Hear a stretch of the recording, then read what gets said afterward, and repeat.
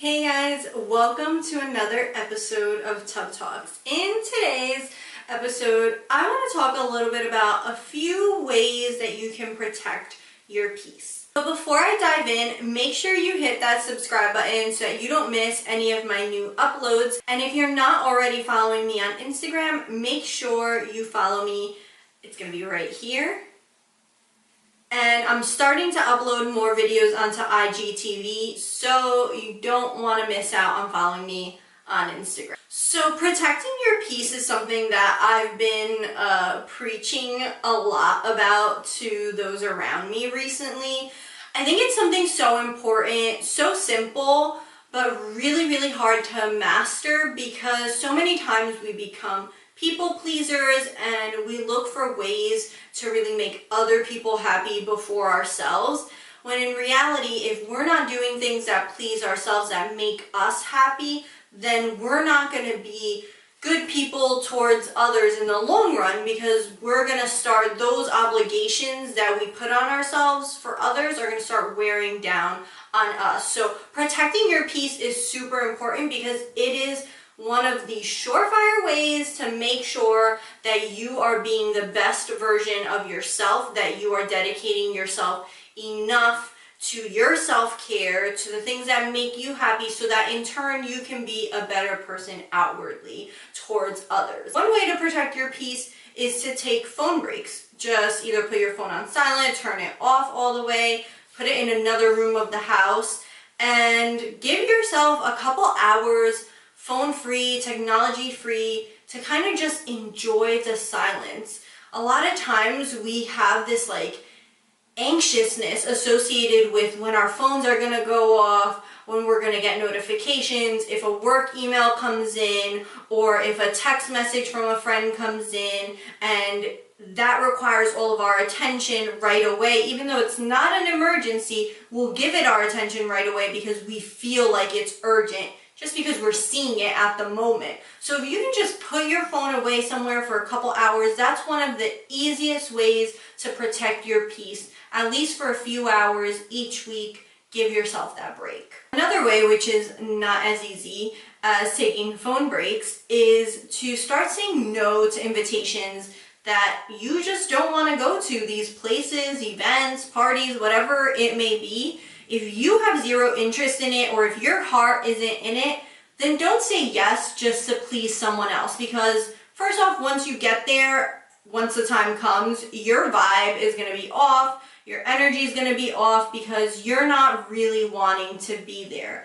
And also, it's going to drain you, and afterwards, it's not like you're going to feel happier afterwards, because if you went into it not wanting to be there, then you're going to leave with that same negative energy, and it's just going to feel exhausting to you.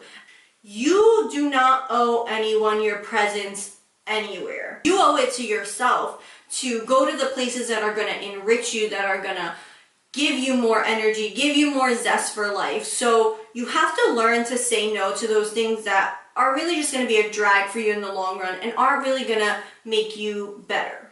Another way that you can protect your peace is by giving yourself those moments of silence, those moments of meditation each day. It's really so important for you to center yourself, for you to give yourself that silence, that focus on gratitude and positivity. Because if you do that for yourself and you make it a priority to do that for yourself, then that's going to make you a better person going on throughout the rest of your day. It's going to give you the energy, the positivity to approach other situations with positivity and not any kind of negativity, with more happiness, with a smile on your face. You're going to feel good about the things that occur throughout the rest of the day if you start your day with some silence, some meditation, because you are prioritizing yourself. And it's one of the best ways to protect your peace is to really meditate and take that time to think about the things that really matter to you, so that you move forward giving your time and energy towards those things. Another way you might want to protect your peace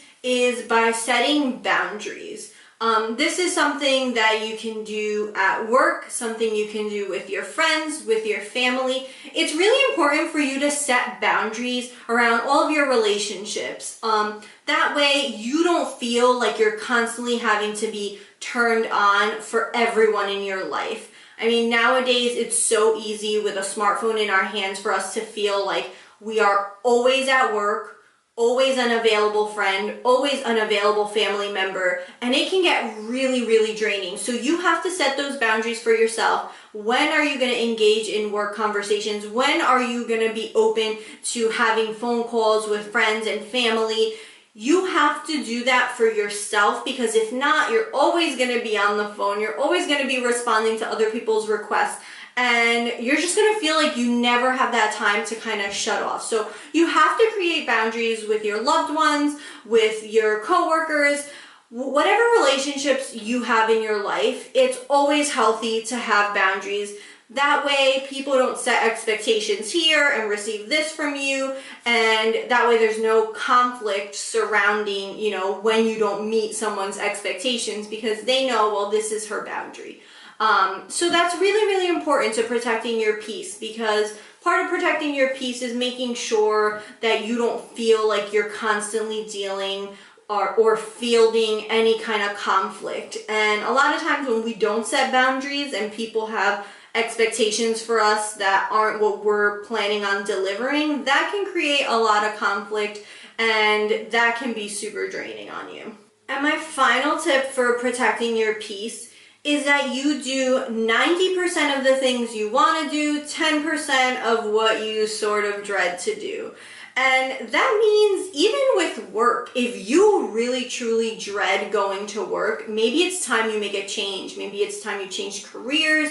Maybe it's time you change companies. If you feel like that's something that really weighs on your inner peace, it's time for a change. Same with friendships. If you feel like a friendship or going out with a certain friend is super dreadful, then maybe it's best to move your own separate ways. You don't want to be filling your life with 90% of the things you dread and only 10% of the things that actually make you happy and that you love. You want the majority, if not almost all, of the things that you do to be things that you're really passionate about, that make you happy, that light you up inside. Obviously, we all have things, obligations. We have things we have to do and stuff like that. And so we have to leave that little wiggle room of like 10% for those things we dread, because sometimes some of our obligations are dreadful, but there's always room to convert some of that 10% into the 90%. So you can start looking at the areas that fall in that 10%, and let's see how you can find ways to move that over to the 90%. Find ways to make that something that you're happy and excited about instead of something that you dread. And this is great for protecting your peace, because a huge part of protecting your peace is spending the majority of your time doing the things that make you happy and not the things that drag you down. I hope that you guys enjoyed these tips. I hope that it's easy for you guys to apply some of these into your life right away. I promise you'll start feeling the changes. Your attitude, your mood will start shifting once you start prioritizing protecting your peace. Let me know if there's any ways that you protect your peace that I didn't mention in this video. Drop them down in the comments below, and don't forget to hit that subscribe button. I'll see you guys in next week's Tub Talks. Bye.